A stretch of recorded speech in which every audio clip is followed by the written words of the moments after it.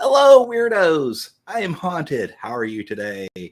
We're going to be working on a hopeful prospect. We started him last week. We got a little bit done. I did a little, like, after the stream. I came back in. I based him one color, and I came in and did the next highlight. We'll be continuing where we're going from there. Hey, Doug. How are you doing? Fellow weirdo painter streamer dude.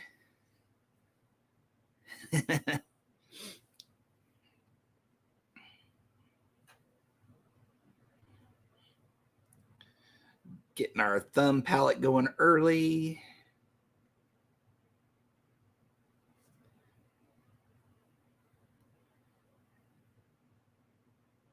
And I'm just going to put in some flesh tones here, to remind myself that you got to do those. Not that I'd forget, but it's that kind of day. Maybe I should go ahead and put a little bit in here. My weekend was pretty good. I had lots of charred mammal flesh and fermented hops. It was tasty.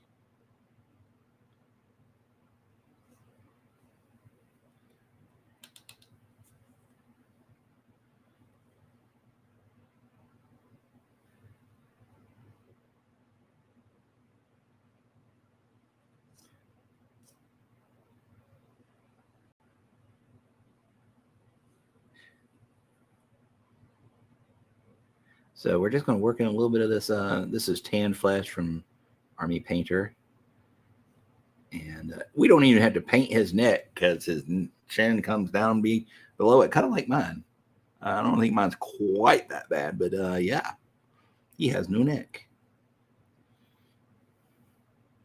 Quality way to spend the weekend. Yeah, it was. I did a little painting, not much, but I did some. Mainly just kind of took it easy as much as possible, which isn't always easy when you've got, horses and other things to take care of, but as easy as I could. I did not go on the road. I was actually planning to visit a friend this past weekend, and it didn't even dawn on me until like the day before. Wow, what is going on? They really opened the floodgates. And then I realized, oh my God, it's Labor Day weekend. I am not going to Atlanta on Labor Day weekend. Nope, not happening. So like, I am sorry, but our plans are canceled. Let's do it next weekend.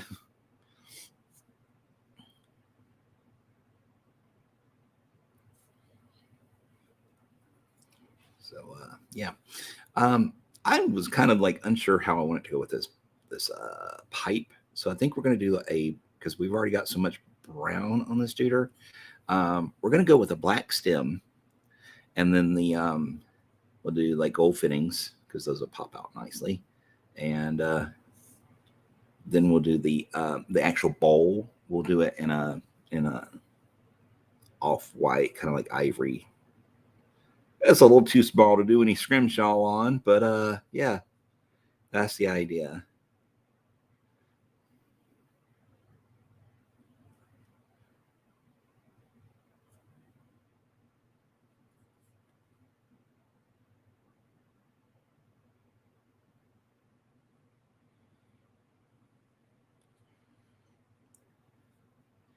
Okay, got that blocked in. All right.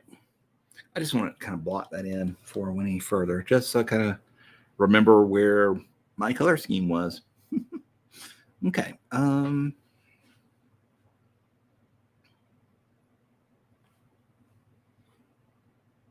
Next highlight on the clothes. Much water. Too much water.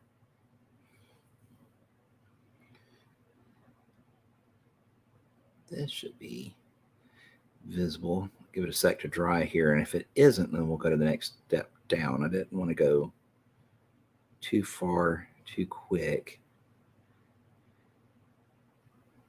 because we're starting to get into the, I don't know what the word is, specular highlighting, but we're starting to get into more the punchy highlights. So yeah, there's really not, once it dries, there's not a whole lot of difference. So we're just going to jump up to the next one.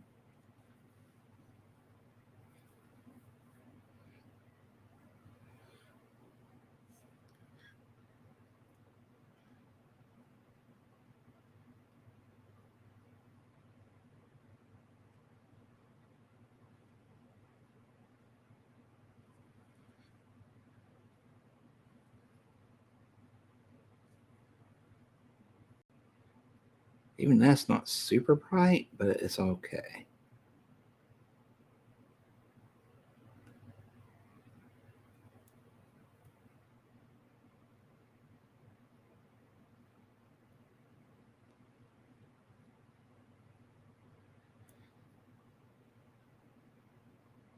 Okay.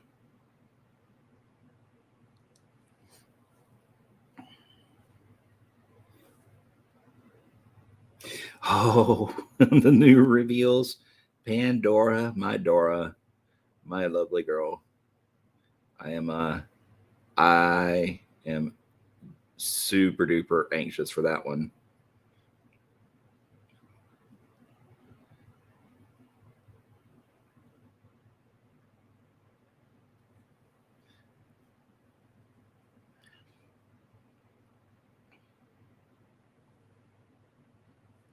Just the sculpt alone, the card looks really good too. I love being able to resummon the poltergeist because that's like target priority number one when you're playing Dora is that poltergeist, be able to summon it back in. But there's apparently a nice little trick with wicked dolls. They can hand Pandora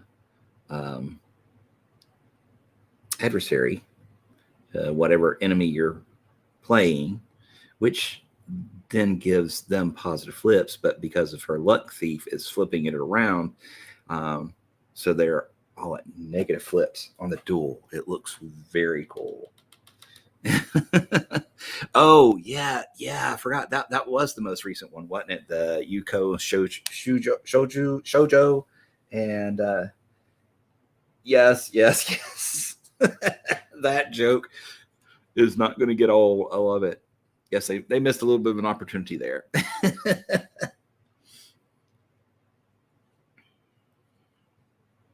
That was not groan worthy at all, and it's still funny. That is a sign of a good joke there, Doug. Yeah. I totally spaced there. Sorry about that. I have been keeping up with them on my Malifaux column on my friend's page. So, but I forgot when I was speaking about it. Sometimes when you're painting and talking, you kind of don't sync up brain quite right. And I was having one of those moments.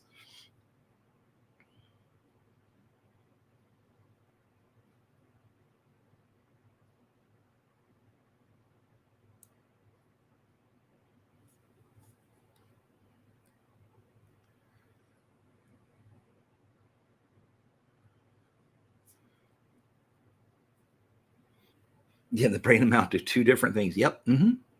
Or you just like completely space on material that you know, but it doesn't come out. So I mean, there's two different ways. Either it gets out of sync, or you just forget things that you should remember.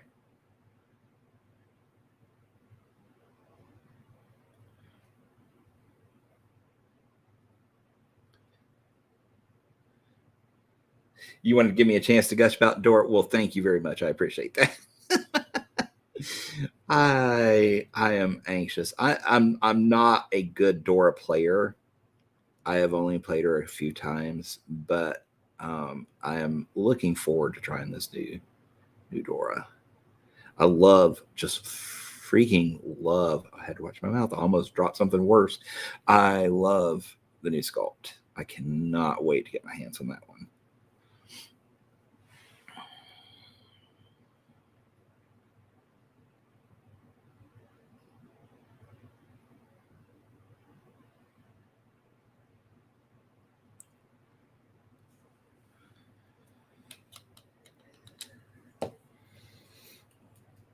Do love that. It looks like two tyrants trapped in box are worn with. Yeah. It's pretty awesome. I wish they could have made the black a little bit more prominent, because it was like the red was more prominent, I think. But it's a fantastic sculpt. I love it. The artwork, the sculpt is beautiful. And I'm not sure how well the dress details will be sculpted in, but I'm insane enough to try freehanding the pattern if it's not there. I'm going to be one of those that does it, or tries to anyways. That's true. Yeah, you can make whichever color most prominent. Yeah, that's true. Make sure my cat's not under his chair. Okay, I can move. We're having a bad eye day today, folks. Allergies have got my eyes super itchy and watery. So if you see me with watery eyes, I'm not mourning the loss of a family pet or anything. It's just got bad allergy eyes today.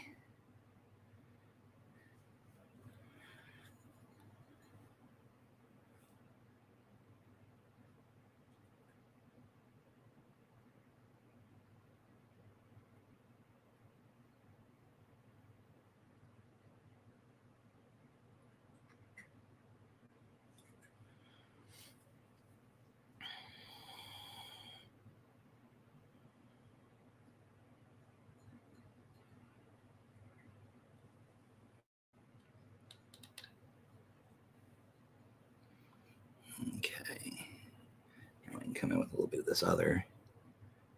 Work with that. I'm going to get too bright too quick.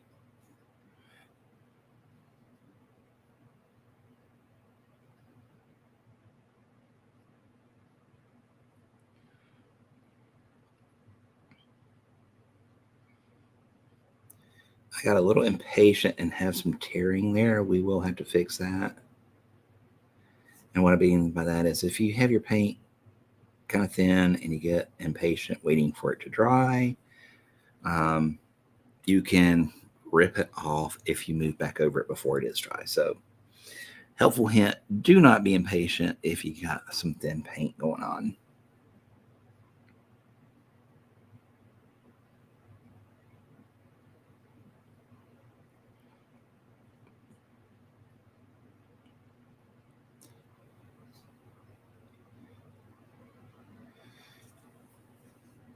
The other thing I probably don't talk about enough is when you are working with thinner paints, where you lift up your brush is where you deposit most of your paint. So you can keep that in mind for, issues that are causing pooling or excessive dry time, or somewhere that you're wanting to reinforce a highlight. Make sure you're lifting your brush up at that point, and that will help things along.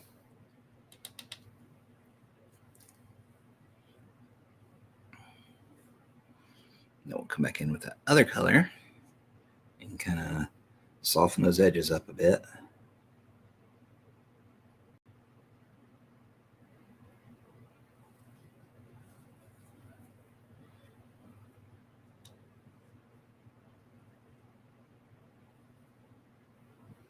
Okay.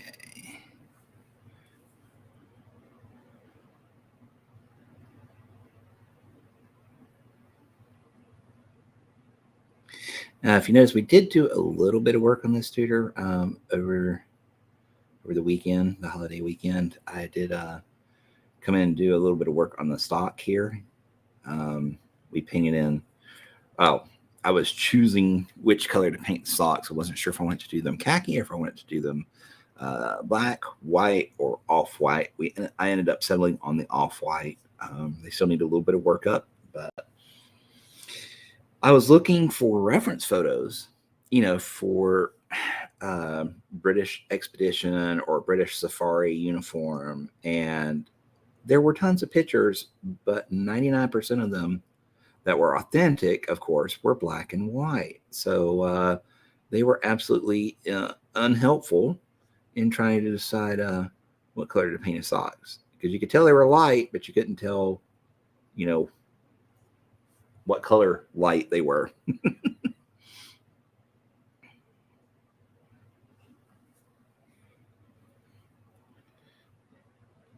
Now this guy has a ton of detail packed in him, with these bandoliers and stuff like that. Definitely going to be getting some of it, but he's not like a character model that's going to be getting 100% extra detail.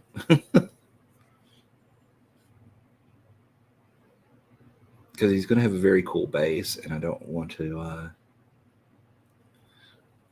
make it so the base doesn't stand out either. I don't want him to be unequally standy outy, paint or base. There's a good word for you, standy outy. I know English.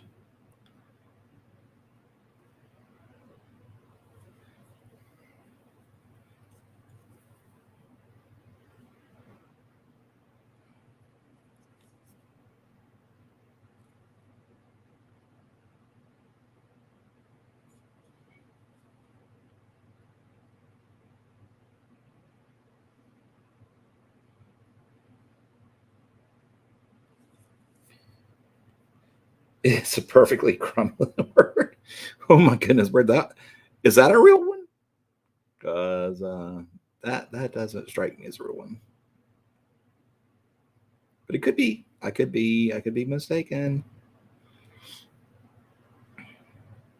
Never happened before, but it could. I'm kidding. Happens lots, but we don't talk about it. Old school Simpsons reference. Oh, okay. That I should have known that because I did watch The Simpsons way back when, like in the early days. That was actually a big college, tradition. Was the weekly dinner at one of the apartments and sitting down and watching Simpsons. New Simpsons, not reruns.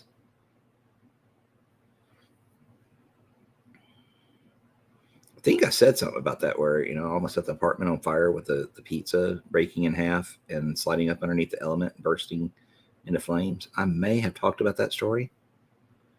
If not, it was in my stream. The stream card format is messing with you? Really? How so?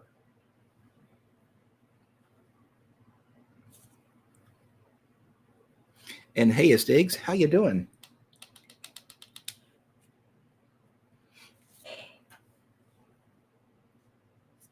Oh, you're used to my my layout. I gotcha. Yeah. Well, that is one of those things when you paint for somebody else, you gotta paint with their setup, and I like it as a pretty clean interface. Um,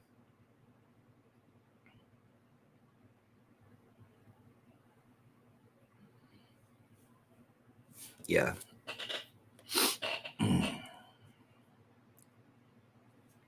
I understand.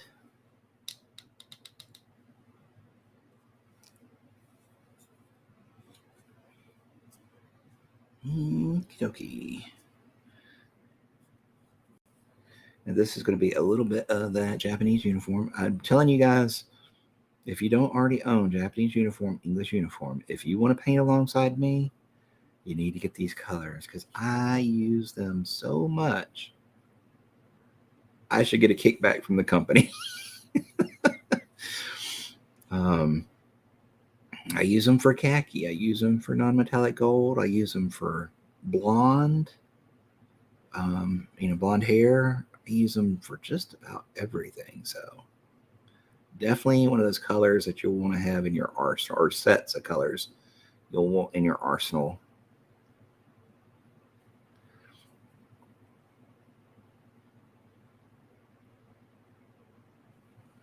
I use them a lot.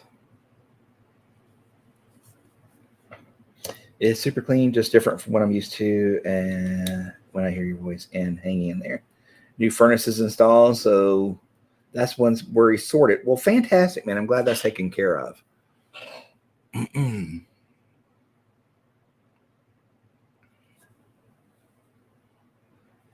How is how's the doggos?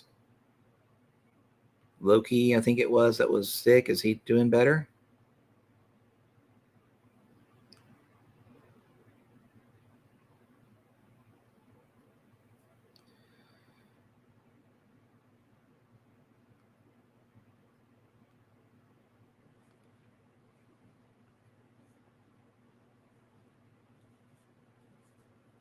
Hey, Carew, how are you doing? Welcome in. Welcome in. Don't ask me why I sang that. I just did.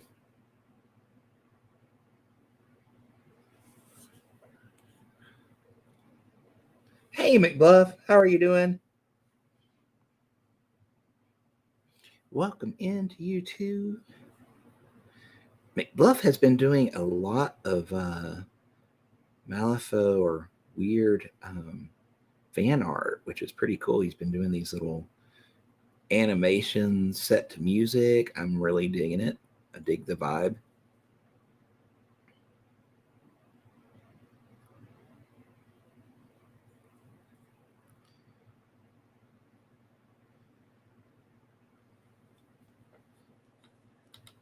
You just finished the Lady J one. Very cool. I will. You've got it in my Discord, right? If you have, I will check it out after stream. Oh God, my eyeballs. We are really really painting by the force today, guys. I can't see hardly anything thanks to The watery eyes. Awesome.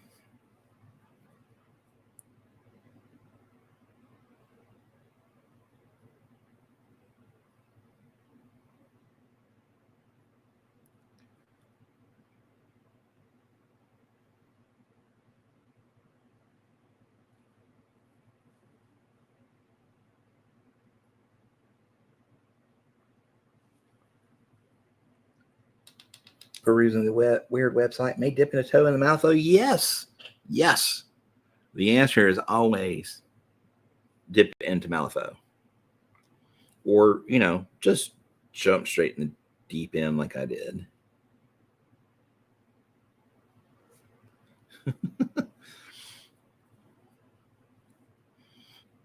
Two years ago, I didn't have a single Malifaux model. I now have a bunch. Can't even name how many I have on the shelf. Done. And then I've got 2 30-gallon totes filled with boxes. So, yes, the answer is always more Malifaux.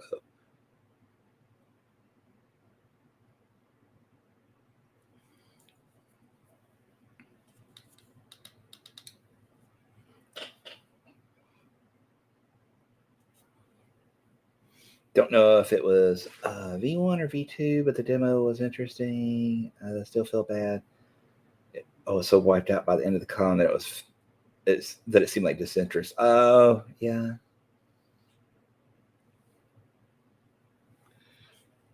When you mean V1 or V2, do you mean like Malifaux first edition versus second edition?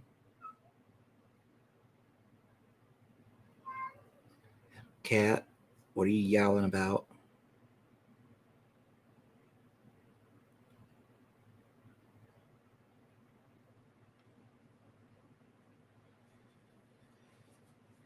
You do? Okay.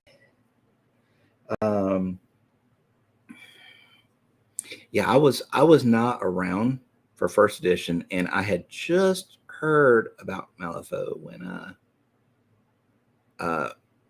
or had just heard about Malifaux at the very, very tail end of second edition.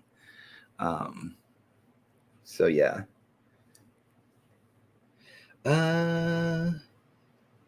You like monsters? We got monsters. You like ninjas? We got those. You like strange old men with various stripes? We have mustache grandpa, zombie grandpa, and creepy grandpa. Very cool.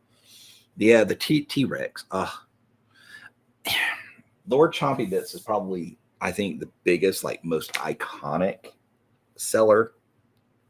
At least that's whenever I talk to people, most often that's the one that comes up as the one that got them interested. But I imagine that Malosaurus Rex is going to be very close up in the numbers in the next couple years, like as he builds up popularity, because everybody loves dinosaurs. It's just a fact, right? So the Malosaurus is probably going to take over LCB's spot, I'm afraid.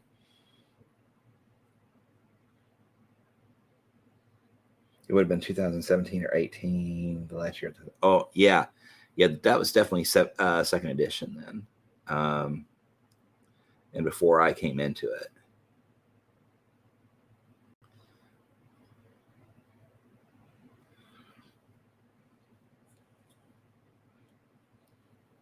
Not to mention, the hotel means anything anyone here. Yeah, well, were you working at one, or was it a family owned hotel? I don't think you've told me this story.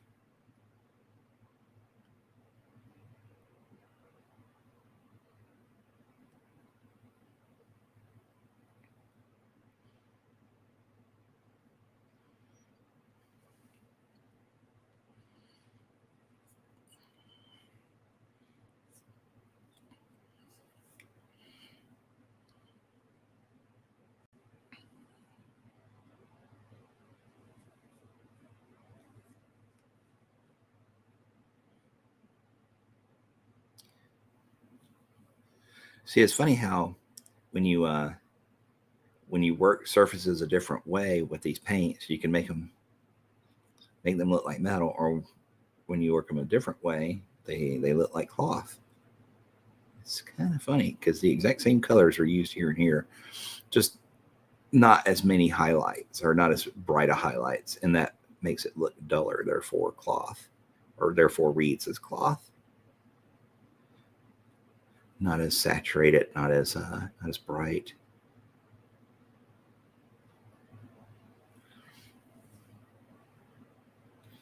It was a convention. I got to play some Black-Blooded Sniper and Company, and got walked all over by the Go for a Walk doctor, a nurse, a cattle prod, and their orderlies. Oh wow, okay. Oh, so you're playing the 2E starter box, and you're playing Angel Eyes, the Blood Wretches, Maurice, and the names have changed a little bit. And then Dr. Grimwald, one of the two, Nurse Heartbane, and the Orderlies. That's what you were playing.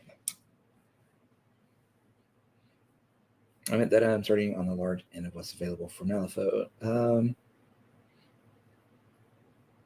Yep, it was the old starter box. I've actually got those models, not handy, but maybe I'll show them on the next stream. Well, Karoo, let me ask you this. What kind of thing are you most drawn to? Like, what's your play style? What's your paint style if you don't play? What are the things that you like? Because there's a lot of things that you can find in Malifaux genre-wise.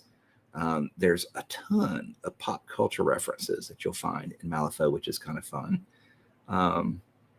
So yeah, just pop out what you're interested in, and someone here, either I or someone else in the channel, will point you to a faction that would kind of suit your need.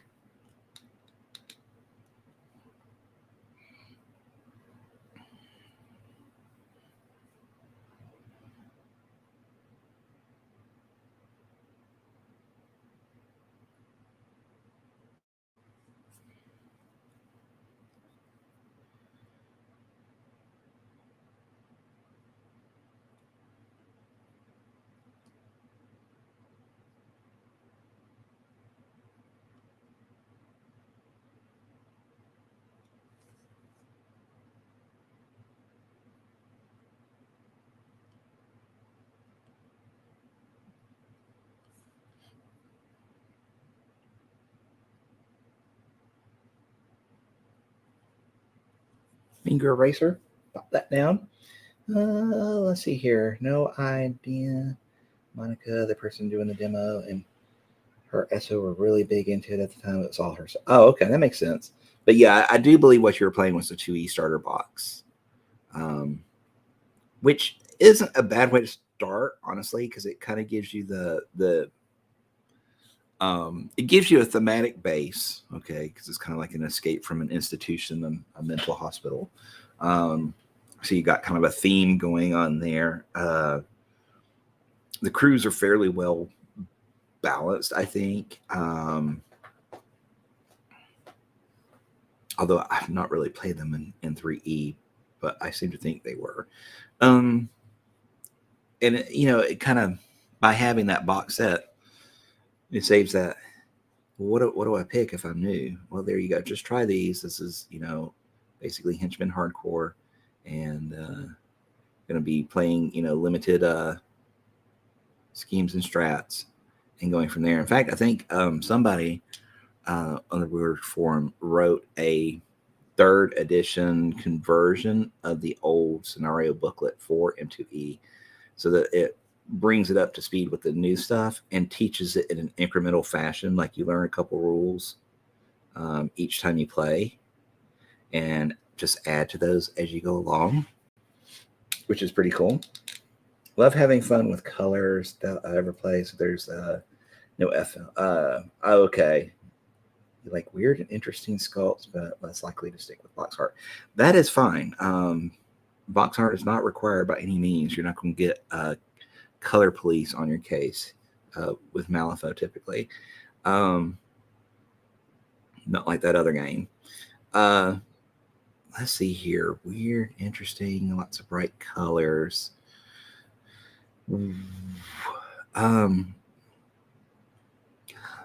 That could be so many of them.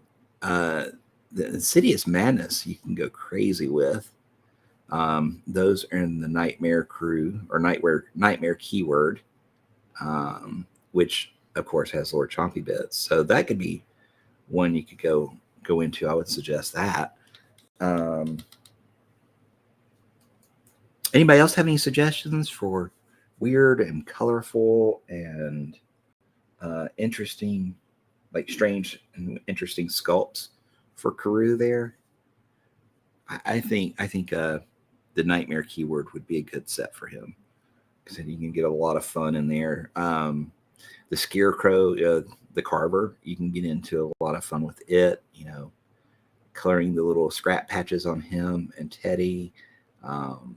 And like I said, the Insidious Madness you can go crazy with. So there's a lot of fun in that pack, I think.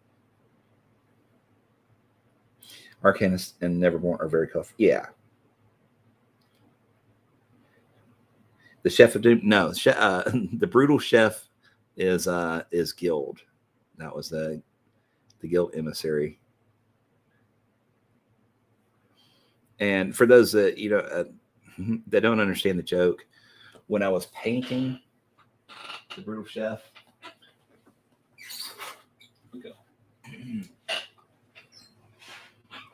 please forgive the dust. I didn't have this portion of the cage attached, right? So it's just this nice little round portion sitting up here. And it looked like he was one of those, waiters lifting the lid, off the tray, the steaming tray of food. He's lifting the lid up like that. That's kind of what it looked like. So we called him the Brutal Chef. And the name stuck. So yeah, that's where that came from. But yeah, that's a Guild emissary.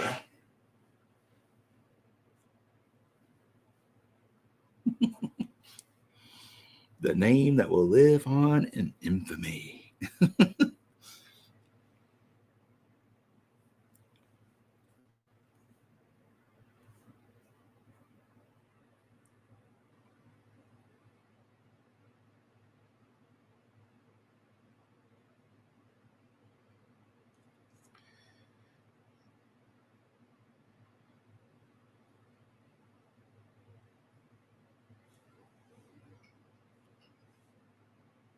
So this is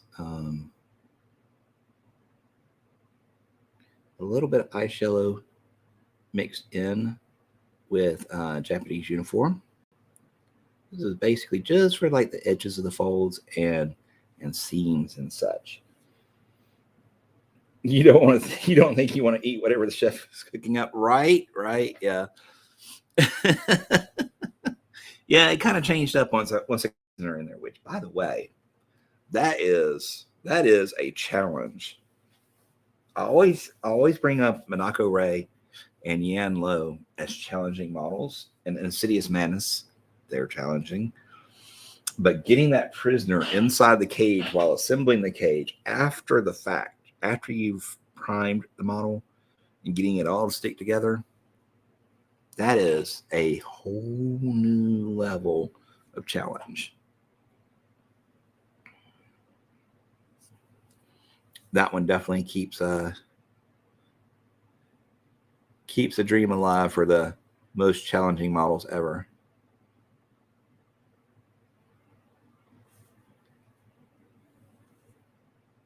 Soy and green. Oh God.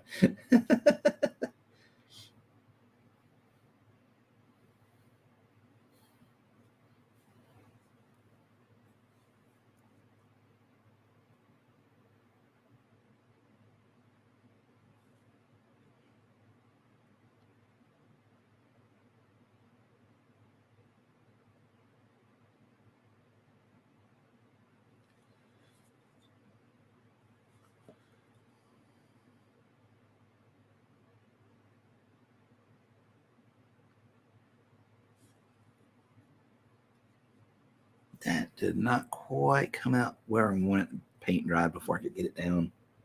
Let's see if we can get it cleaned up a wee little bit here.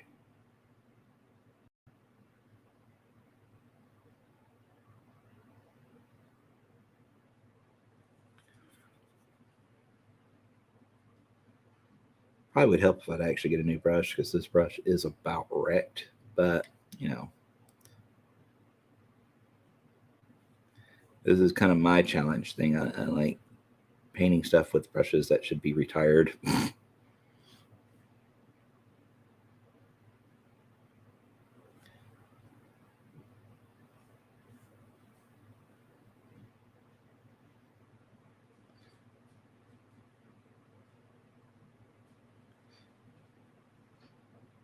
I also paint extremely small details with big ass brushes. Like I paint eyes with a number 2 usually. Not a number 2 like this. This is a small number 2. A number 2 like this big boy. Look at that sucker. That's what I'll paint eyes with. Just because it freaks people out.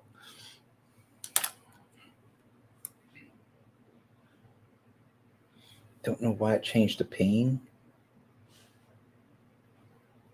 I'm sorry, what are you talking about, McBluff?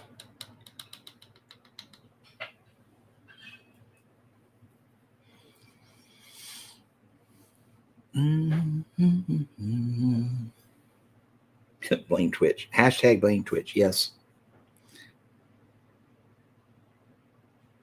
Now, for a while there, I had the hashtag blame haunted going around because I was getting all my streamer friends into painting Malifaux. So it's like, blame haunted. He's the one that got me into painting Malifaux. That's Teals has really done some great stuff with the honeypot keyword. He is really painting them up nicely.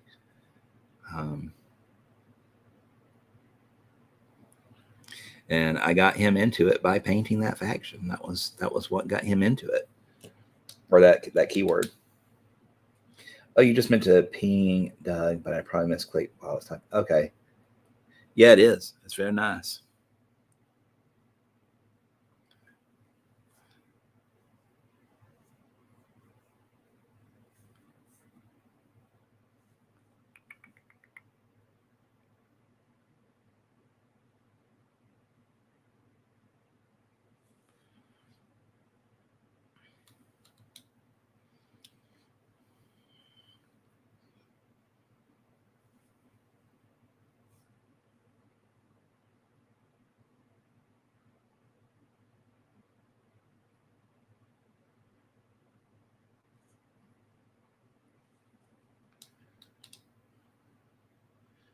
Get this pulled out just a little bit here. Like we're losing some of that contrast.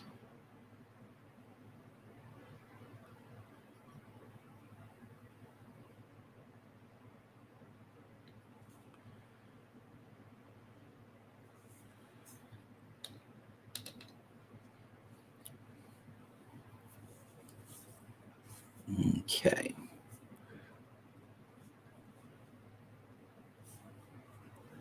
Working this pocket a little bit over here. He's also the one that got me into the mentality of there are no advanced techniques, and to quit trying to gatekeep people.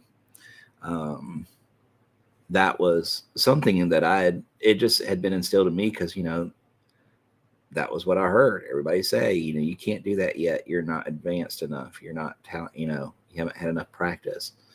And it really, there's no reason why you can't learn quote advanced techniques before dry brushing or whatever.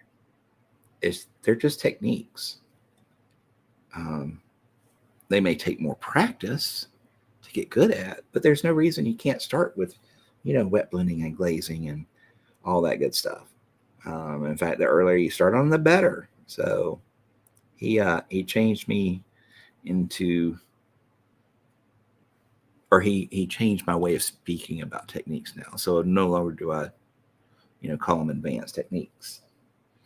This Saturday is going to be painful.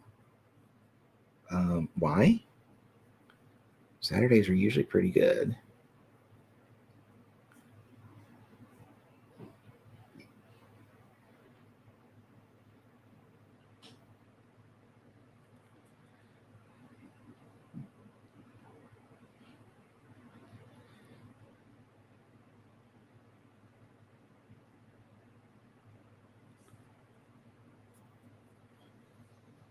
The sooner you learn advanced techniques, if you're bad at, yeah, exactly.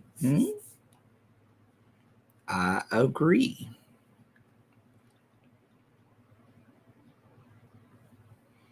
So yeah, that's one thing.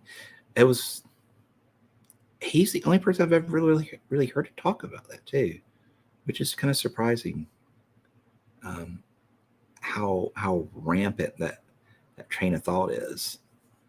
So it was nice to hear somebody breaking free from it.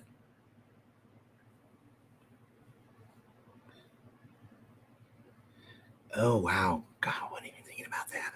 Holy crap! I was um I was a um,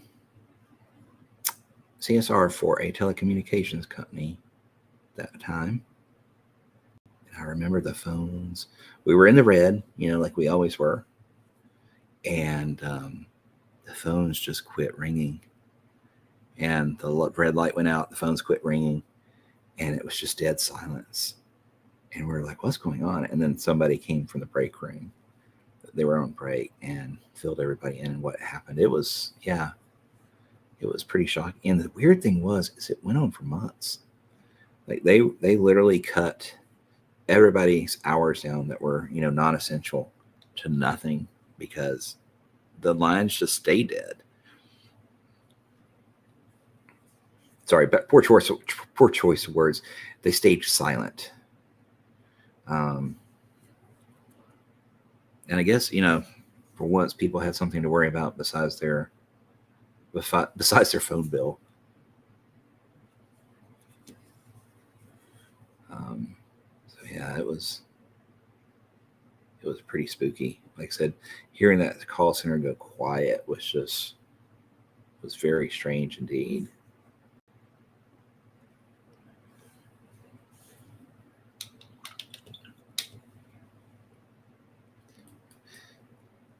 No beginner techniques is okay. Yeah. I still dry brush to this day. Everything has a place. When you've got a model that has a lot of texture, like fur or dirt and gravel and stuff like that, or a really textury fabric or bricks, break out that dry brush. Now I do recommend I recommend makeup brushes for dry brushing. I use this Elf here, which has a really soft hair. It's almost I'm pretty sure it's a natural hair brush rather than a synthetic. And these things are only like $1.25. Well, when I got it, it was $1.25. I think they're a little bit more now, but you can find these things at Target, Walmart, whatever. But look up the Elf brushes because they used to be pretty cheap. But this is what I use for dry brushing. And Artist Opus started doing a series on dry brushing, doing home models in it, and it was just amazing because what their technique is, they do what's called wet dry brushing. They get the brush loaded with paint, they brush off most of it, right, and then they take and just run it lightly through a damp sponge to re-moisten what paint and bristles are there, and it keeps it from building up that chalky residue as bad. And it's a really unique technique. In fact, I've got some weird terrain that was sent to me, and when I get around to painting that on stream, I'm probably going to use the Artist Opus method for painting. I've got to get a little sponge up here that I can work with. But yeah, I'm probably going to use that method to paint that terrain.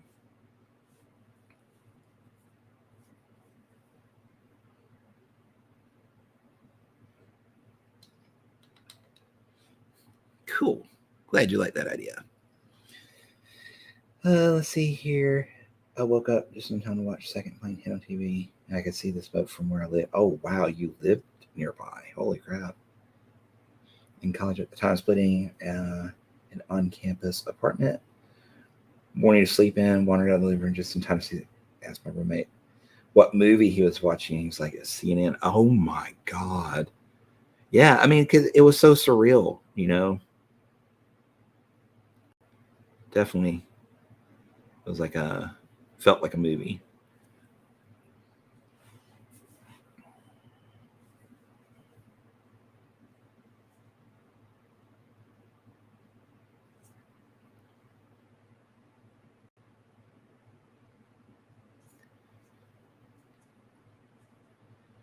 Got to paint this dude's buttocks here. You know, for being a big boy, he doesn't have much in the buttocks department. But he does have some good wrinkles here, so this is good.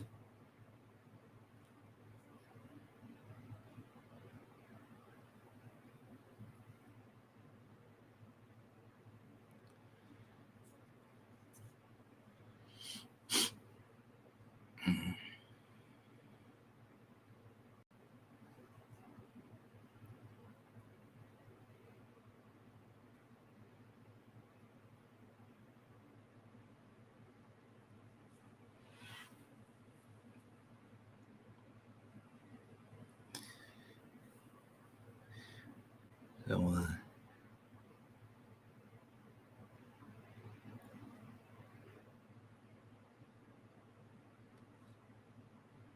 I'm anxious to get these guys done. Like I said, I've got a really cool basing idea planned out for them. Well, I didn't do it; the client did. He suggested it, and I was like, "Oh yeah, we're gonna run with that one." He's very into the basing thing. It's not something I'm super good at. I'm honestly not that great at basing, probably because I came from that other war game where a little bit of texture paste and a clump or two of grass and some dry brushing was all you needed. That was fine. But I'm going to have to start getting in a little bit more into the scenic. I have done some, like I've been doing some 3D printed, design and printed stuff. I've been, I got a hold of some of the old metal basing doodads from Malifaux or from Wyrd, like the, what was it, the Orphanage? I think it was called, that had the wall mirror and the building blocks and the little dolls and stuff like that in the book. I've used those on a lot of the Dreamer crew, which have looked really nice.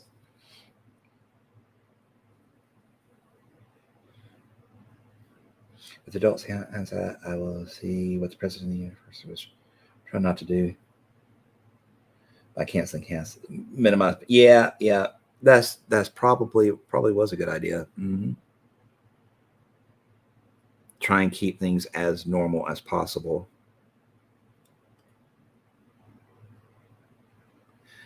Less time to dwell as well. So yeah, probably was not a bad idea.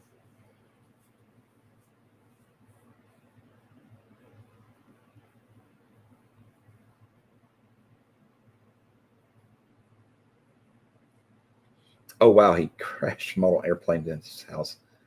Man, that's in poor taste. But frat house, that's typical.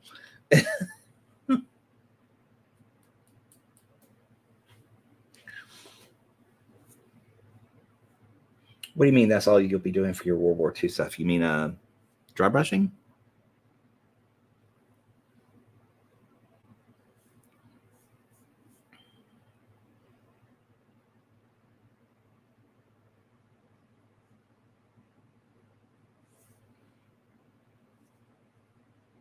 Texture paste, font, tufts, maybe a little.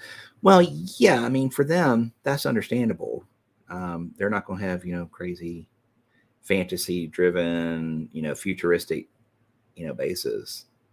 At best, you might have some rubble or, tank parts floating around or something like that. But yeah, for the most part, texture paste.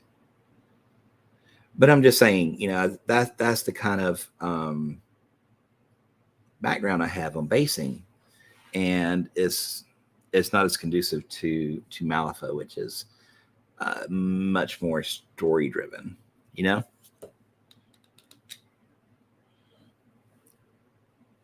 One set might get cobblestone or city fill, given the theme around St. Petersburg. Yeah, that would definitely be a good idea.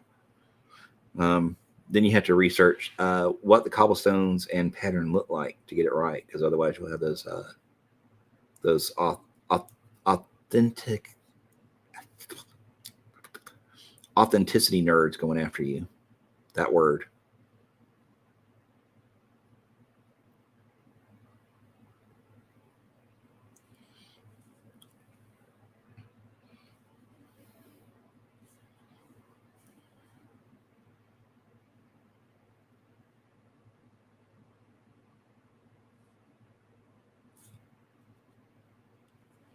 Am I starting to shed hairs on this brush? Really?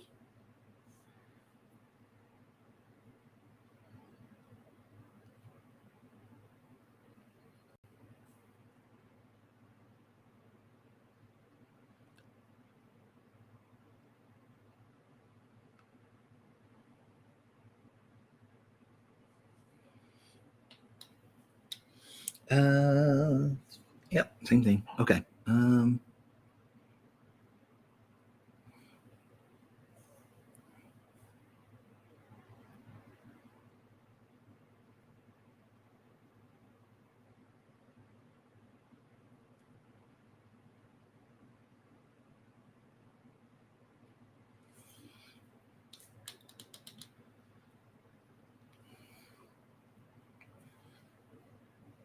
Okay.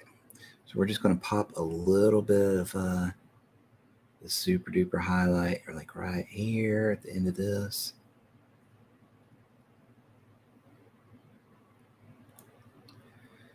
Maybe a little bit right here.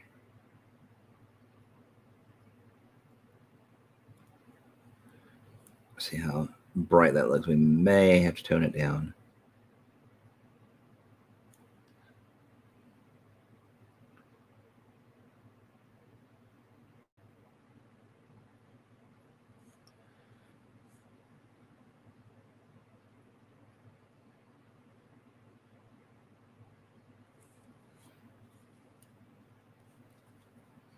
Okay.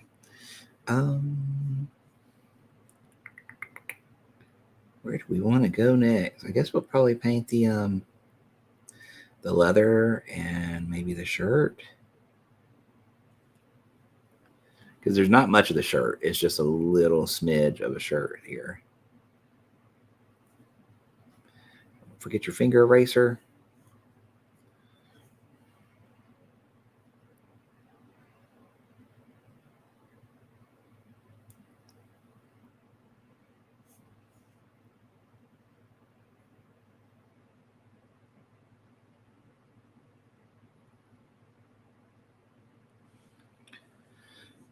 Okay. Let's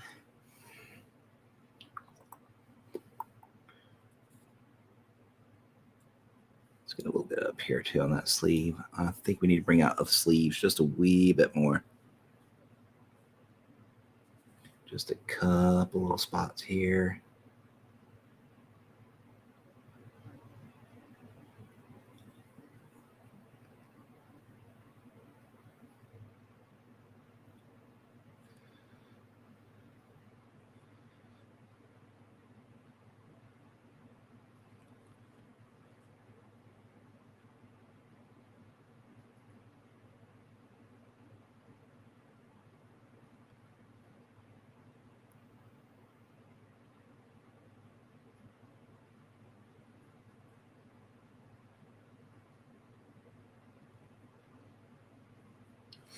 Okay, go to the next color. Continue that line a little further.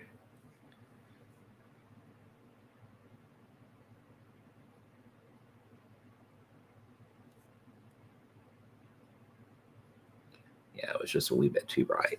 We didn't want that much brightness there.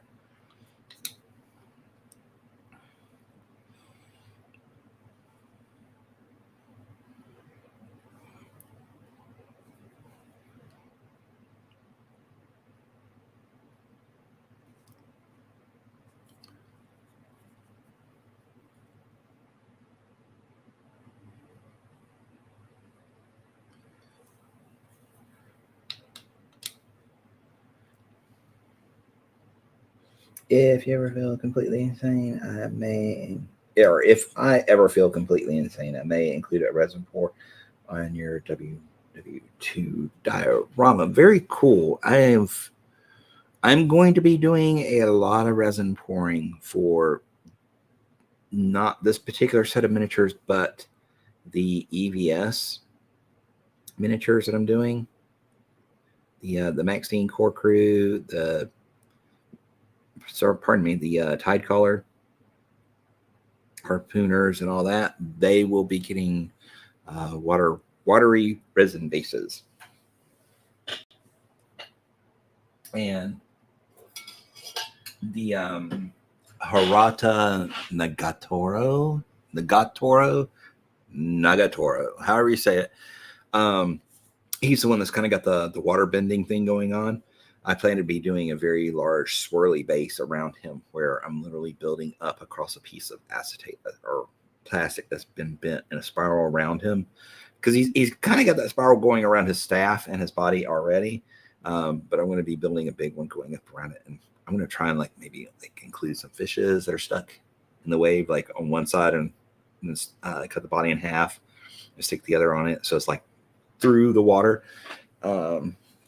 So it should be a pretty cool miniature or diorama when it's done. Let's see here. We need to get some off-white. Oh, we had some off-white, didn't we? But it's kind of dried up, got a skin on it, so we'll get some more on there.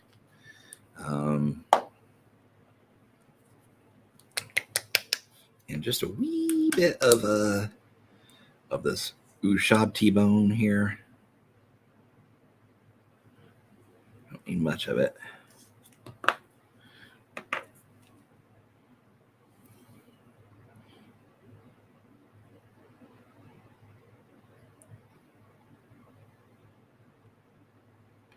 think we got the sock rib done. I kind of forgot where I was at with the colors on these.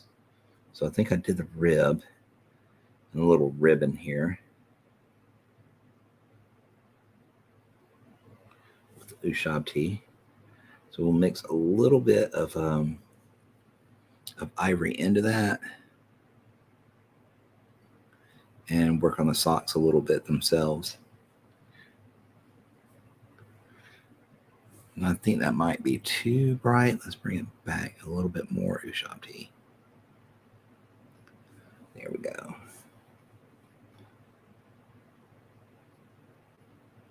Still a little bright, a lot bright.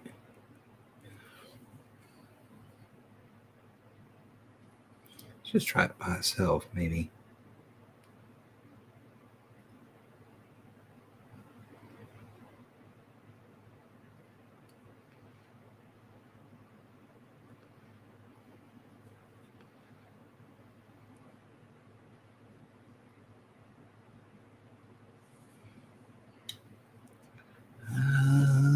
Let's see here.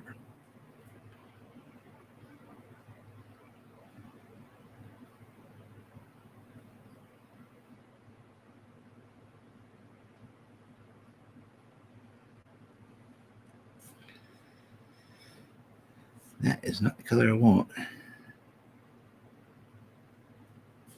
see here. A little bit closer.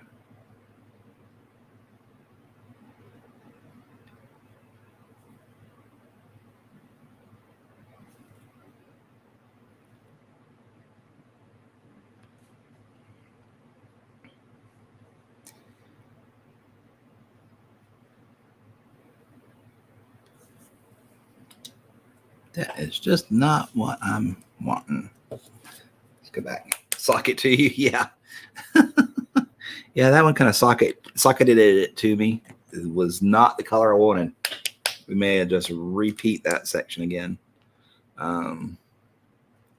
That's one of the unfortunate disadvantages of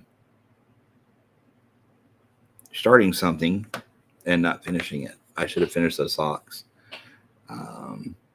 Because the colors are definitely not what I was using. Here we go. This is a little bit closer to it.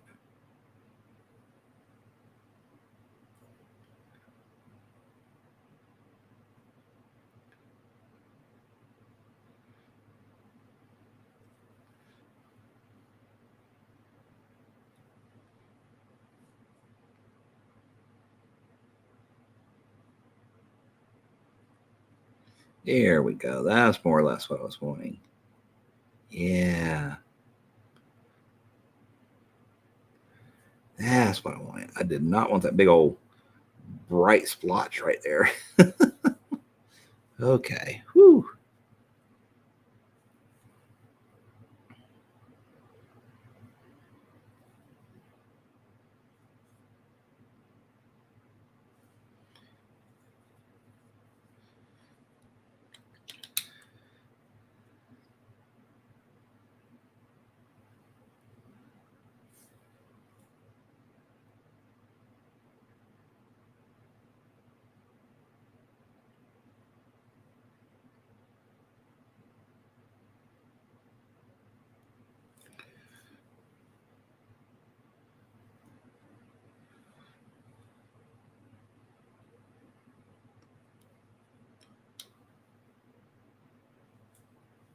All right. So we're just kind of working these colors back and forth a little bit.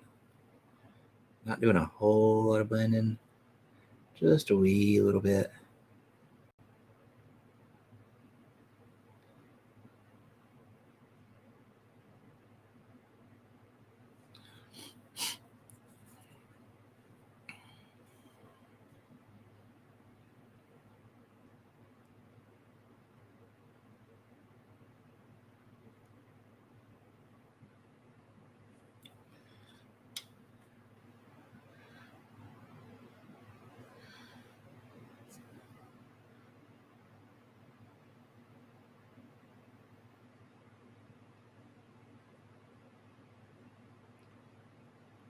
You guys can see what I'm doing here.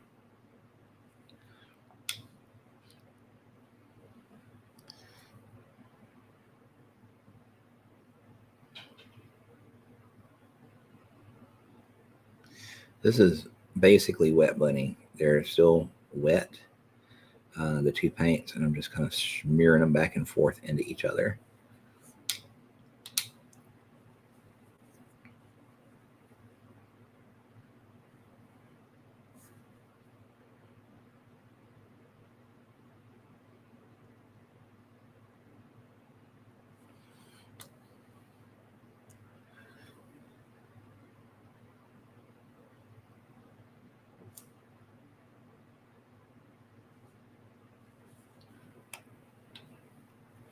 Okay.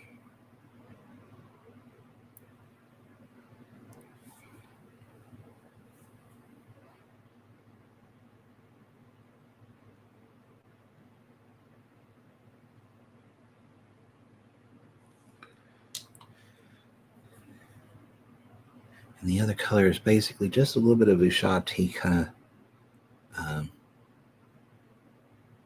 thin down a good bit.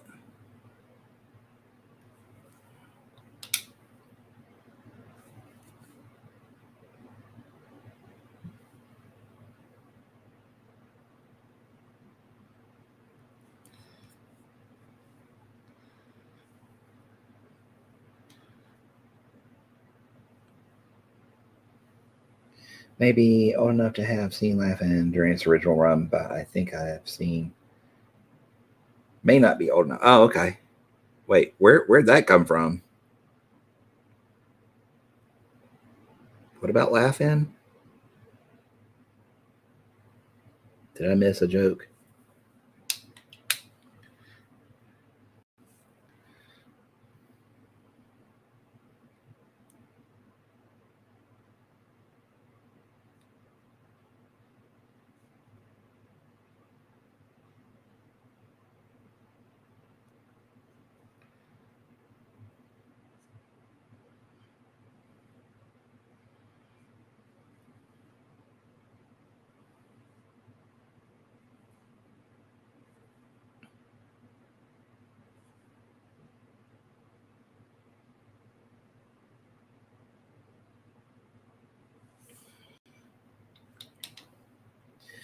Oh, the socket to me. Oh, okay. I can't. I have no idea what that. I've maybe seen reruns, but only in like bare passing.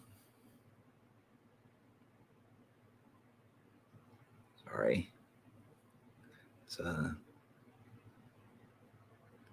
of those things I'm not super duper familiars with. I think I've seen the modern one more, the one with Drew Carey.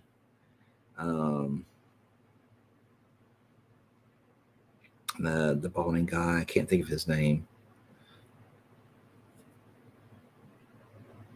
He usually wears like a orange or melon color shirt, usually tropical prints.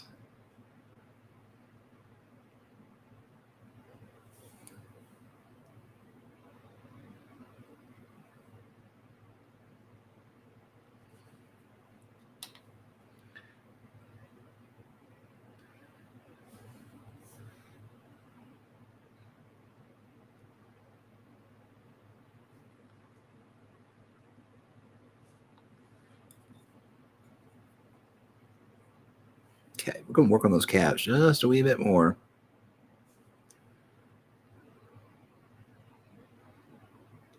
Mainly kind of like on the top of them.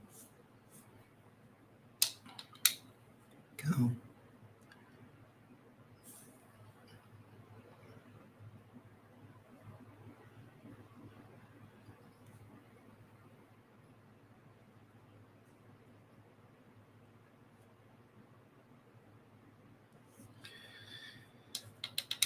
Okay, I'm going to call those done enough. Wouldn't it be a little dirty?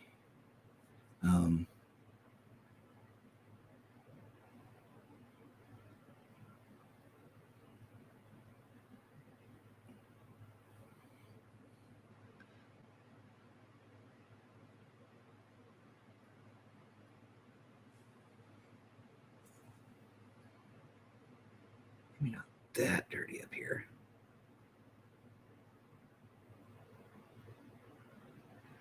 I don't know if you guys can see that variation there. Probably not. It's pretty subtle.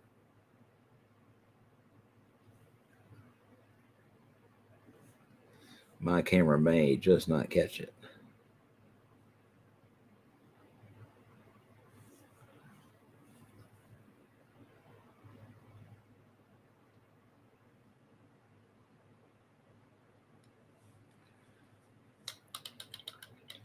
Sometimes feel a bit nostalgic for days when being offended wasn't professional. Well, yeah.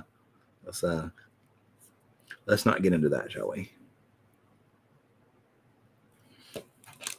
Mm-hmm.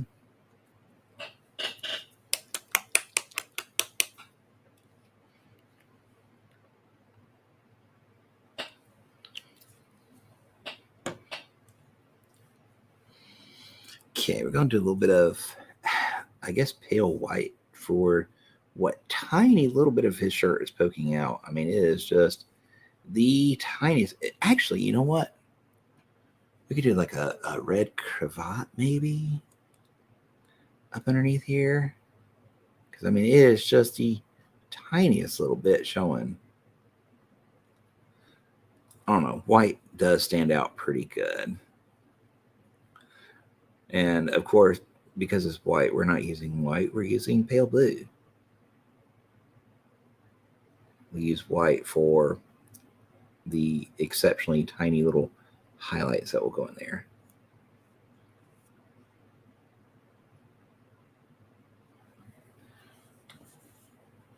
Yeah, I mean, if you want to talk about that on my stream, that's cool, but let's keep it off of here.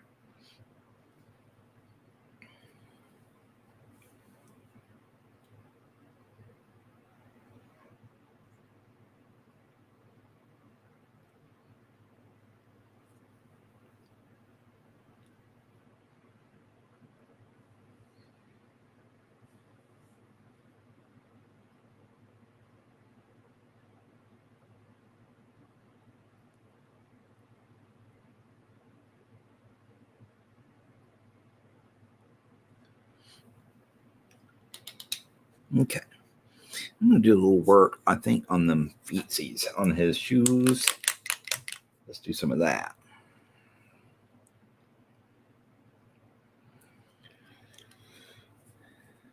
We'll come in with a little bit of Rhinox hide and some Dune Bull brown.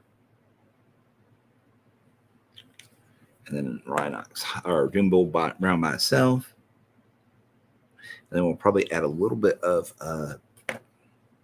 Japanese uniform to that.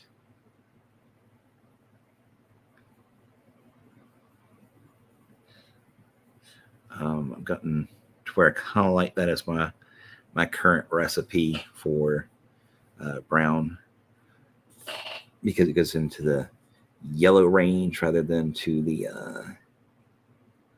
the pinky red range, because most of these browns have a little bit of a red tone to them. And if you add white to them, well, guess what? You get pinky brown. And pinky brown's not very pretty color. Just isn't. I'm sorry. So we're using this English yellow, or this Japanese yellow. It adds, well, it keeps it more in the brown family rather than going into pink.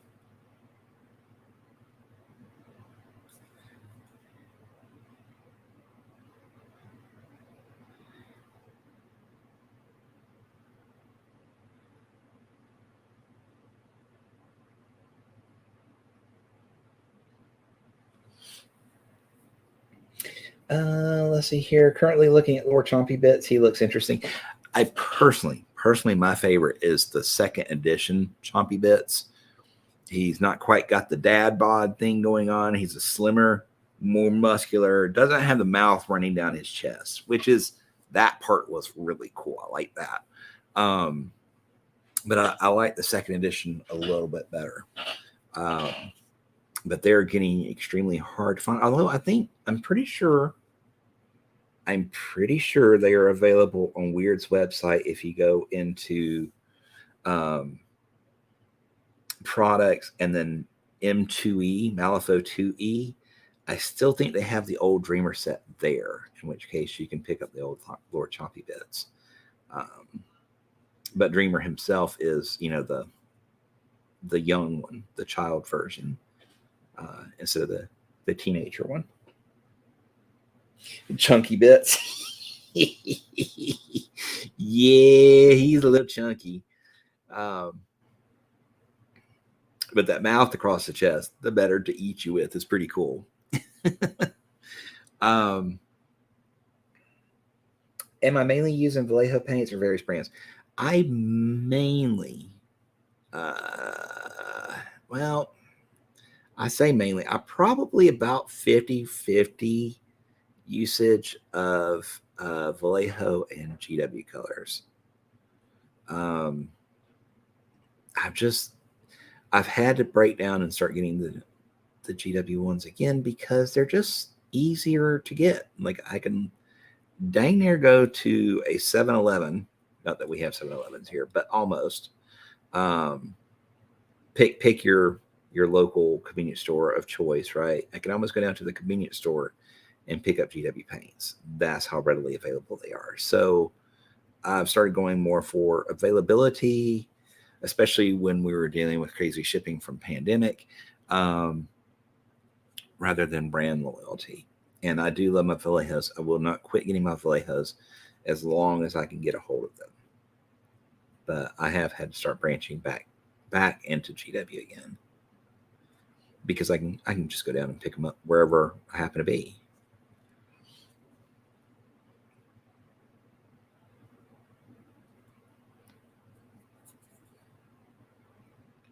Yeah, but I do tend to stick to those two brands.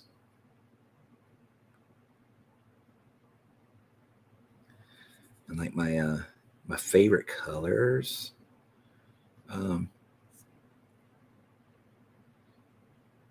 probably the Red Triad from GW, the Mephiston, Evil Sons, Wild Rider, and then Averland Sunset, Flash Gets,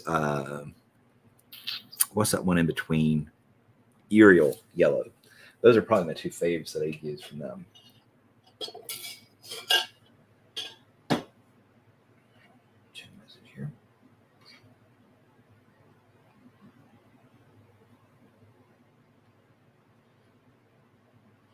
Okay.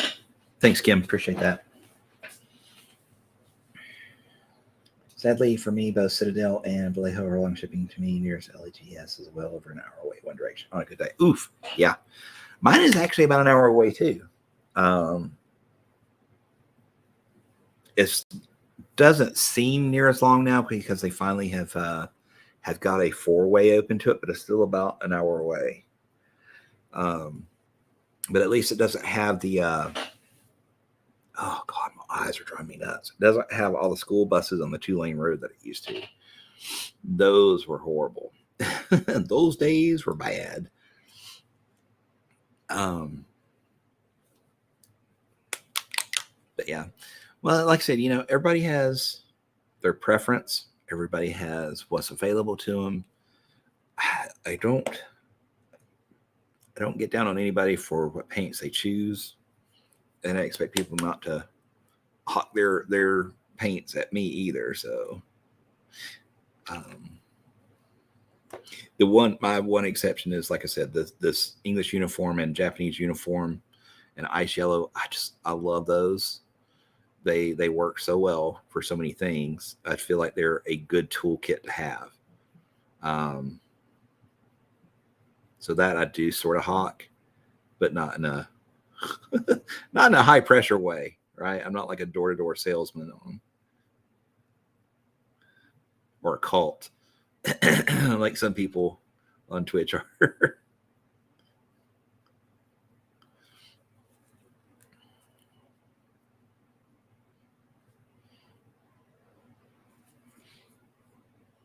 Oh, without a vehicle. Understandable. I know at one point the Twitch cult was getting bad.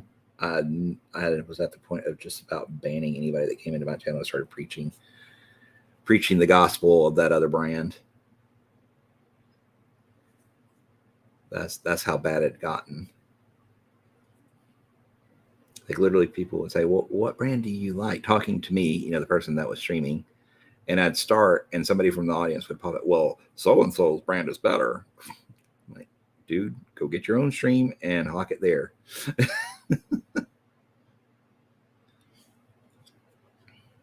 Okay. I think that's looking pretty good there. Uh-huh. Not going to happen. All right. Let's get some shoelaces in there. I'm actually going to use a little bit of my previous highlight mix for the other.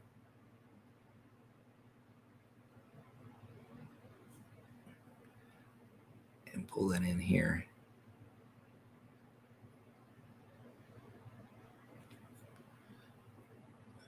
These are really, really super not well defined. We're going to do our best.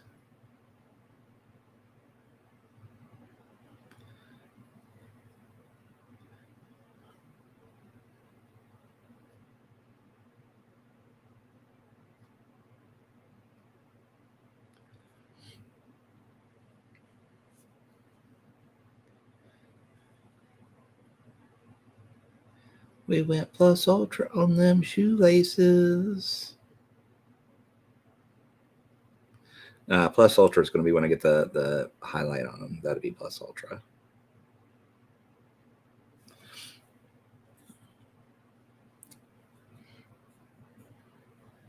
Freehand, basically. Yes, basically. The little mold line goes right over those suckers. It makes it really tough to get some separation.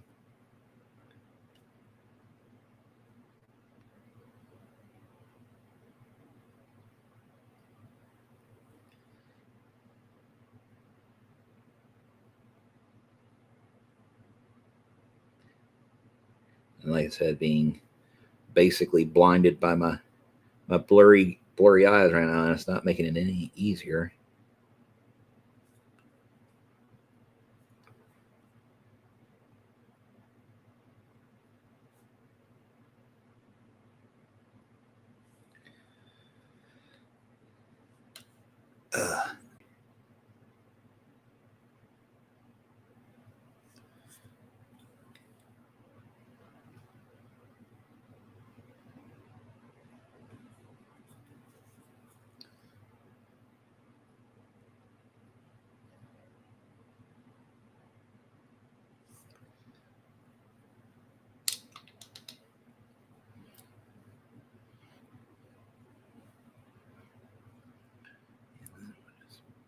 wee little bit of a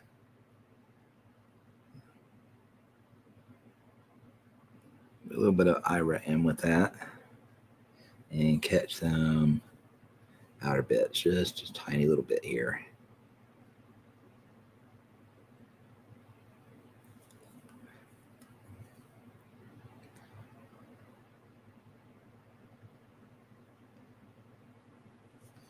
Here we go. Shoelaces. Check mark.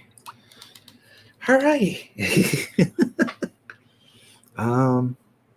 Let's start working on the gloves here and the stock of the gun. Actually, you know what? Let's do the barrel of the gun. Then we'll move on to the stock and the gloves.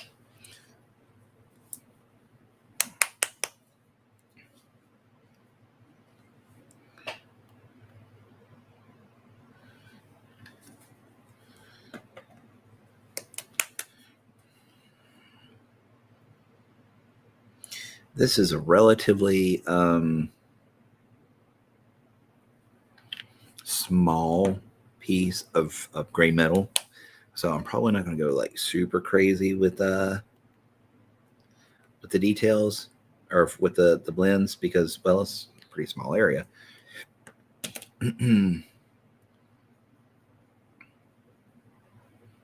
Not like that the flanged, oh crap, I forgot the blunderbuss, because that was a pretty large barrel, right? This is a relatively small barrel, so we're not going to get too crazy with blends.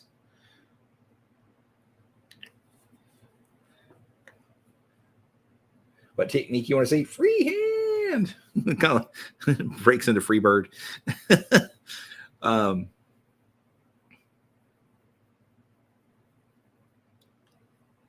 Got flashbacks to Stone Mountain Laser Show. Freebird, always playing. How are you doing, Tiger? Welcome in. Has been a bit. So, how you feel about your girl Yuko, man? She's looking pretty fat, pretty hot and tasty. Love the ninja look.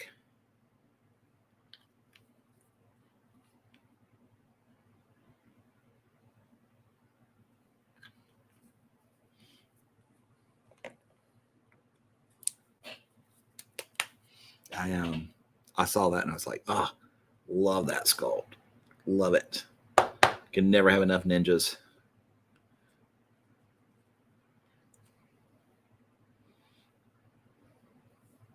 Well, as soon as I get this other one out of the way, I will start on yours. Now, remember, his came in first, but I'm going to do one keyword worth and a couple of the versatiles, and then jump to yours. And then once yours is done, I'll go back to the rest of his. So, because you basically came in the very next day after he scheduled, and I didn't want to put you at the very bottom of the list, so we just did the first one, the keyword of his, and then I'll jump to yours, and then so on and so forth, back and forth. Sorry, big old chunk of paint crap. Hey, Lord Korak, welcome in. You've arrived for a little bit. Very cool. So yeah.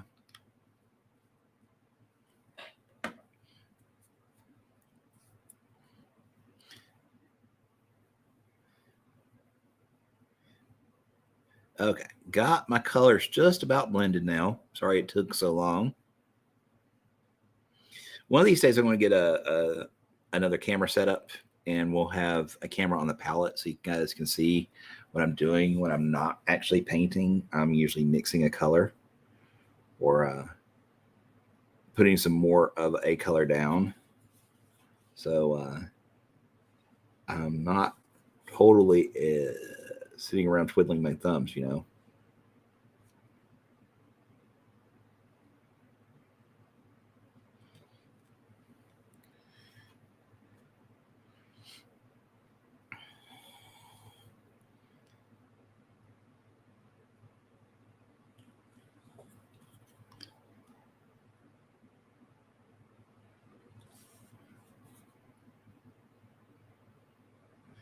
It's around that thumb or finger. I can't tell. That is weird. He's got his kind of thumb that looks...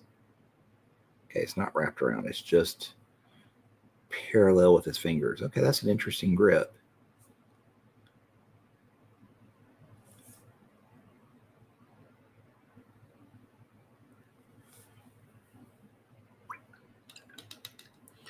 Right.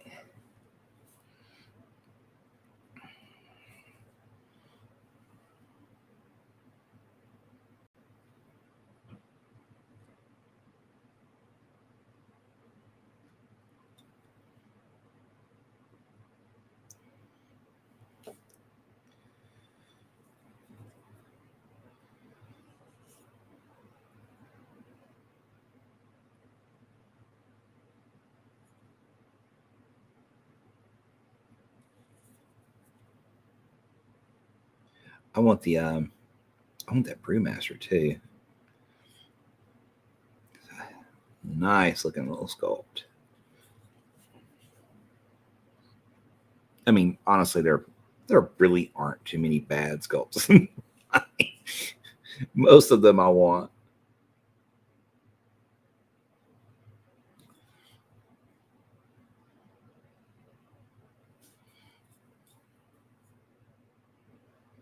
Even if I'll never get to play them, which probably won't. But I want them.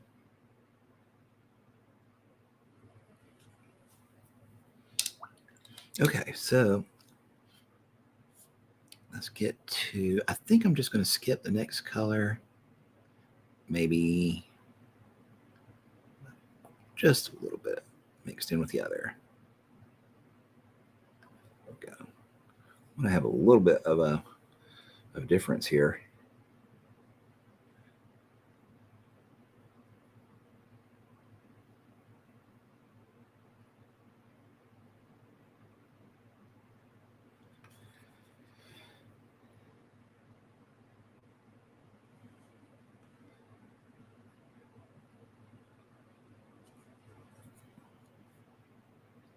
I kind of forgot about down here. I'm going to have to work on that some.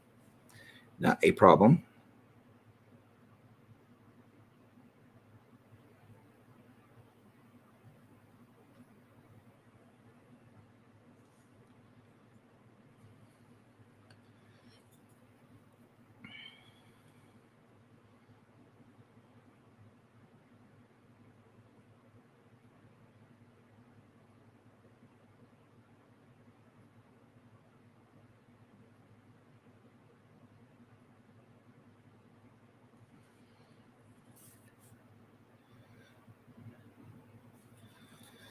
All righty, here we go.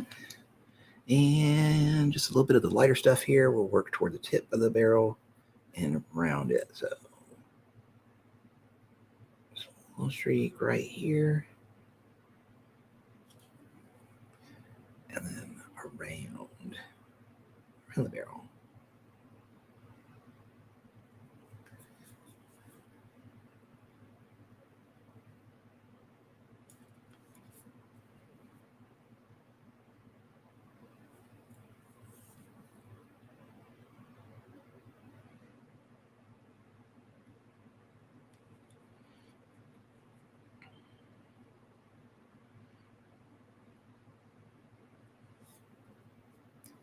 Okay. Now I'm going to come back here and work on this a little bit here. I'm not going to get a whole lot there because there's not much to it. I think we're getting down to the last 20 minutes or so.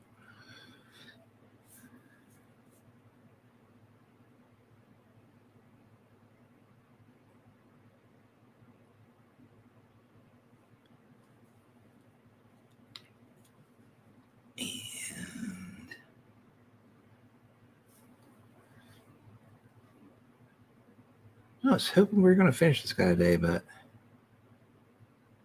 I may just finish him off screen. So, you guys have any preference what you might want to see next stream for EVS, Corset? I've got Orville done, and Maxine done, and one of the machinists done, the female machinist. This one here. Got her done.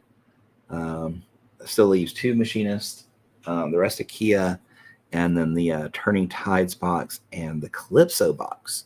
So if you guys want to see me working on the Calypso, it's going to be a long project because, again, lots of non-metallic metal. But if you'd like me to work on that one next, we will jump to it. So let me know what you guys want to think, what you want to see on the next stream, and we'll work toward that.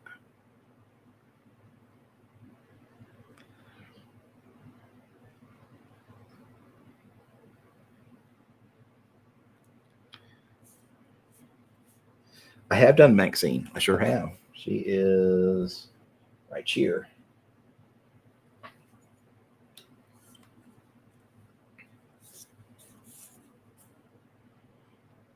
Red and khaki.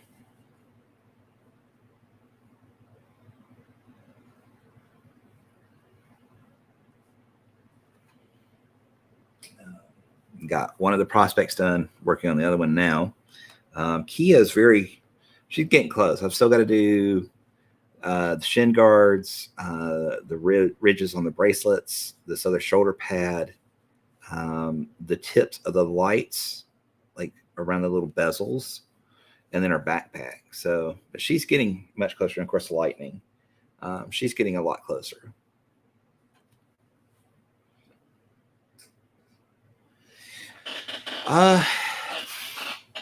Out of those, like, nothing's calling to me. That's why I was putting out the call for you guys.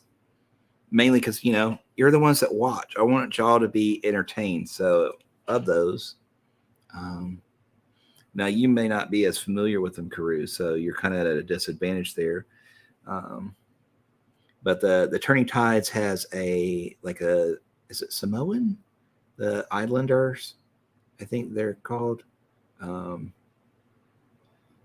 He's like a waterbender, and then there's a big giant water elemental with a giant anchor, and then there's 2 harpooner dudes. Well, a harpooner dude and a harpooner dudette, and that's in the Turning Tide box. And the Calypso is like a little miniature bathysphere or submarine, with the guy that invented it, Dr. Bebe, whatever. Anyways, that's kind of the choices that we have right now, besides the machinist.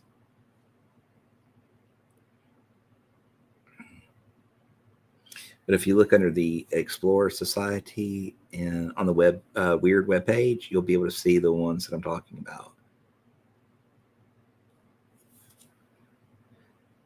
And if I reach a stopping point here, I'll show you the boxes too, but just so you have somewhere to go if I can't get to it. So yeah, we're gonna do up a quick little gold here on these little clamps.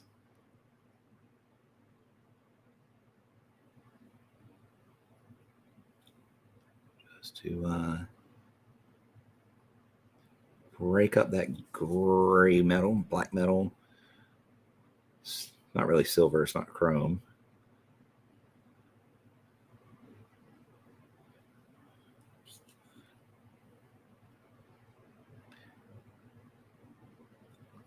First saw this ring here, I thought it was his thumb, but it's actually one of the rings that holds the barrel on.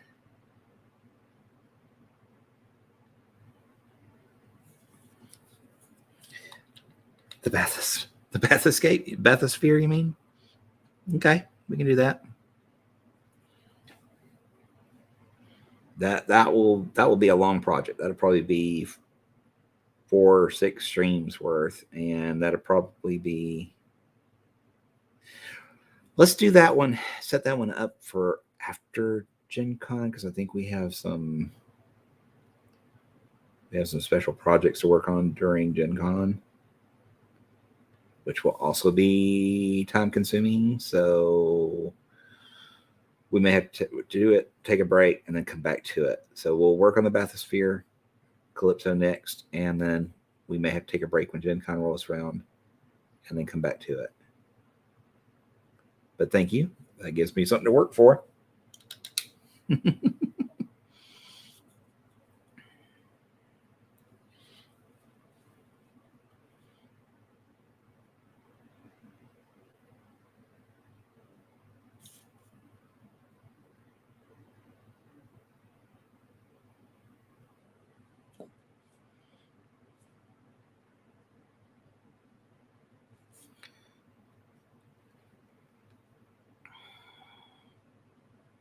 Broke out that finger eraser there. Did you guys see it? Or was it too quick?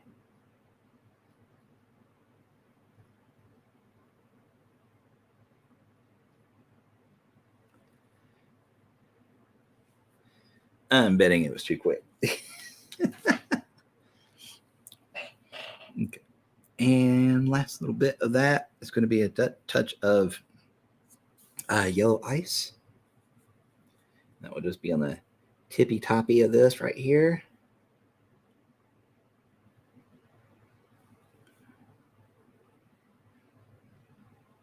Here. Actually, may extend it just a tad bit over. There we go. Kind of want it to be able to be seen from both sides. Here we go.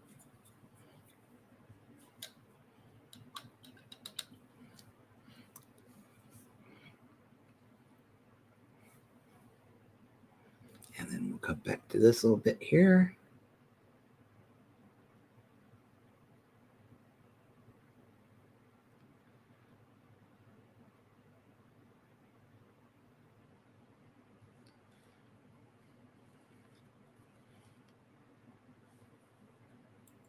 You're stoked to see Calypso done it? I bet you are. Especially since we did some talking about it last night on colorations and stuff, that we weren't just going to go all metal. So I'm sure that will be interesting to see, which means we will probably be breaking out the airbrush on the next stream then, because we're going to be doing some airbrush work on that one. So you may have to deal with the buzz from it. It's not super loud, but it's constant. So you guys may hear it, and I apologize in advance. Like I said, it's not loud. It's no worse than my fan that's going right now, but it just doesn't stop. It just keeps going. I need to get a new one, but money. Okay, gun is done. Stoked to see it done. The bottle was basically the reason you got EBS. Really? Well, it's a good model. I can understand why. Yep, totally can.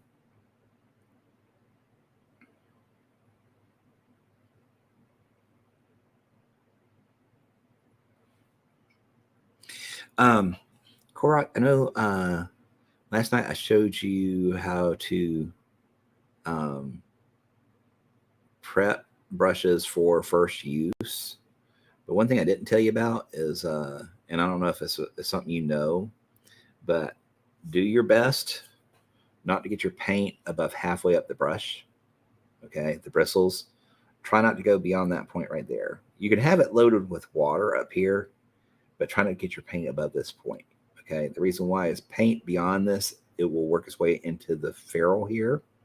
And when it dries, it puts pressure on the bristles. So the bristles go like this.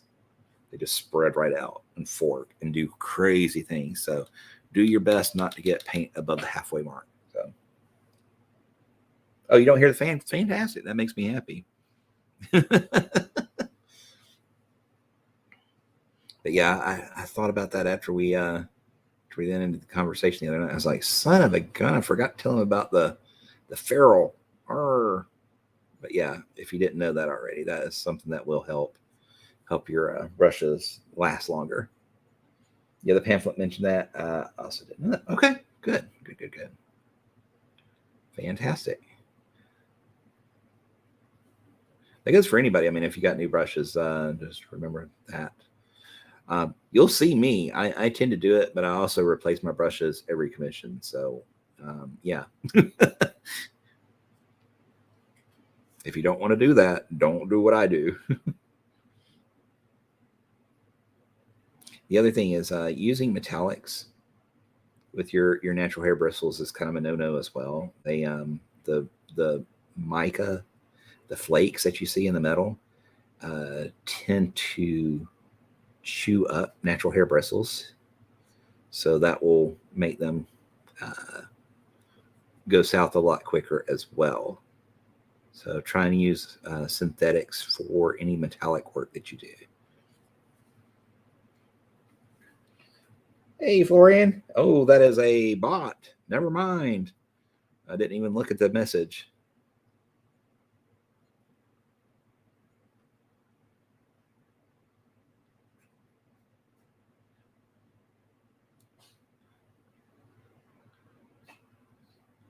That's the least body name I've seen.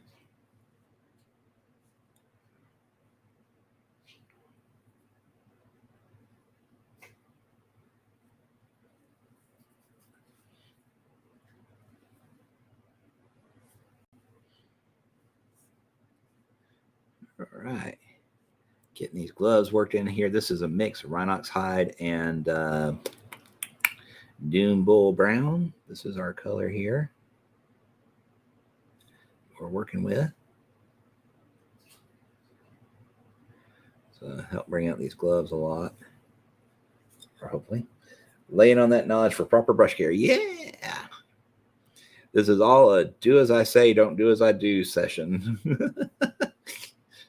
Don't treat your brushes like I do. Number one rule, because you will kill brushes real fast.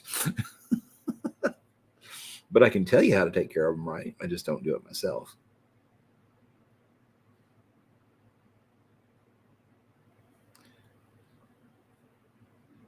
Which I used to be a little bit more cautious about it, I think. But I just, over time, for the sake of time, I've just kind of like, I'll get a new one later. No big deal. Which is kind of funny hearing myself say it, because I'm such a tightwad on anything that takes away from my hobby budget. Bless you, cat. So yeah, but brushes are the one thing I don't really mind too much. No mods in the stream. Yeah, I kind of noticed that. So don't follow that link, guys, until we get a mod here.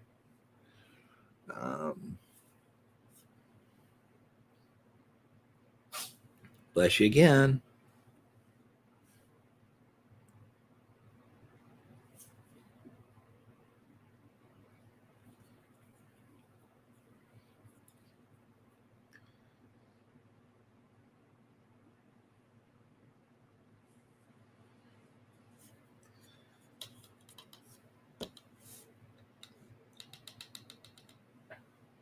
Okay, we're getting really close. We're about 9 minutes away, folks. So we're going to be trying and wrapping up this next little highlight, and that'll probably be it for us. Bless you again, cat. My goodness. Captain Sneezy Pants is in full force today.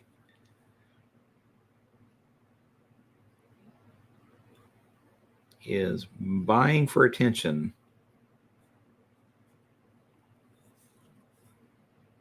Weird streams, taking that old Weird West theme to heart. Yeah. Already added them to your blacklist report. Okay, cool. Yeah. I kind of hate that one, because that one almost sounds like that might be somebody's account that got hacked. But maybe they need a reporting so they can take control of it again. Like I said, I saw there's actually a name there instead of just a string of numbers. So I kind of fell for that one.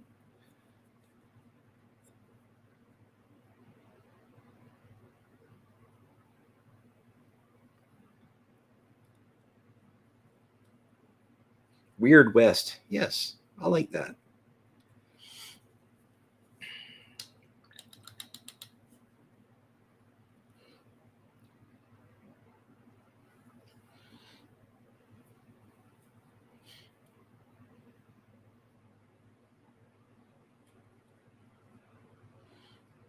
They have has some fucking crazy model. Pardon my French. Wow, that one slipped in. I am so sorry. Luckily, PG-13 stream, we can get away with that. That's my one. But yeah, they have some really cool models. Teddy Roosevelt on a dinosaur just cracks me up. I need that model. Sorry, I was talking about another game, Wild Exodus or something like that. I don't know. I don't think it has a following anymore. I think it kind of fell apart, but some of the miniatures were really cool.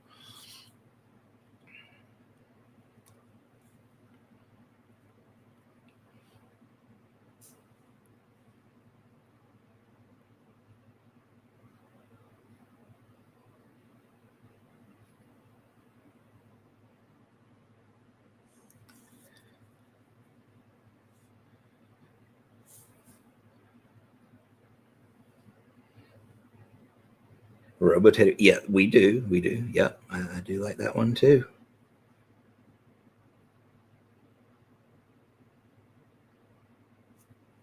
Those are the only two that I actually care anything about, though. Or was that one on the dinosaur and Abe with the axe.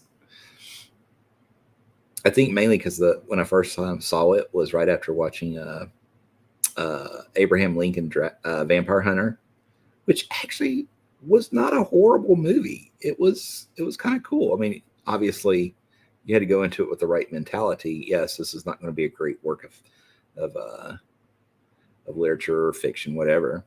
But yeah, it wasn't bad. I kind of enjoyed it.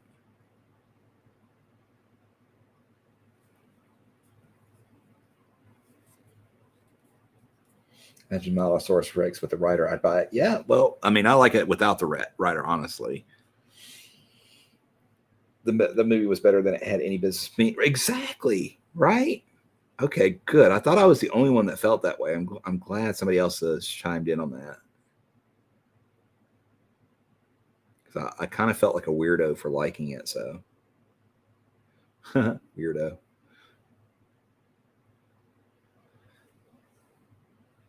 Guilty pleasure movie. You feel that way about a few movies? What's one of your guilty pleasures there?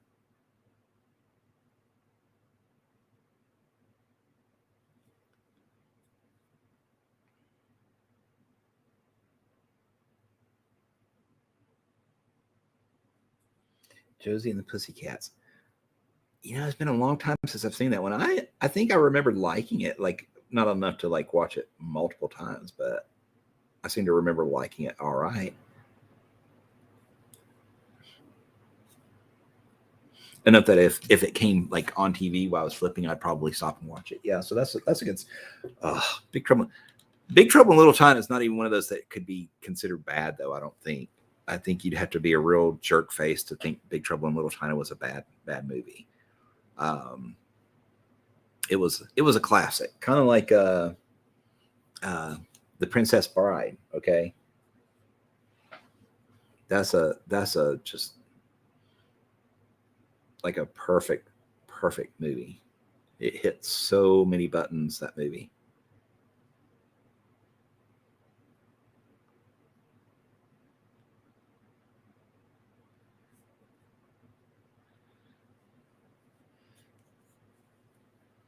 Well, back to work. Okay, Corey, we're about to wrap it up anyways. Thank you for hanging out. I do appreciate it.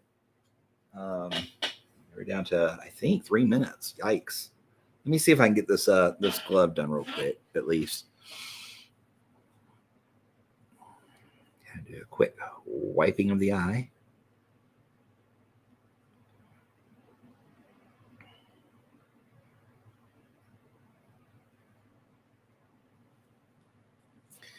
Let's see if we can get this one too.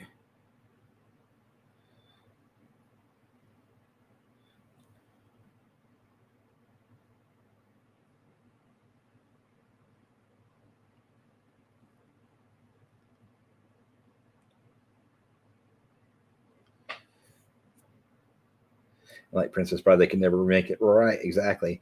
Yep, that is my social media link there, guys. That Willow link. If you would take a look at that, like, follow, subscribe, all those good things, I would greatly appreciate it. My name is Haunted. I do painting. I do it on stream on regular days and my own stream on regular days, which is in that link. And yeah, we are almost finished here with this little bit of highlight. I want to thank everybody for showing up, hanging out, chatting with me. It's been fun.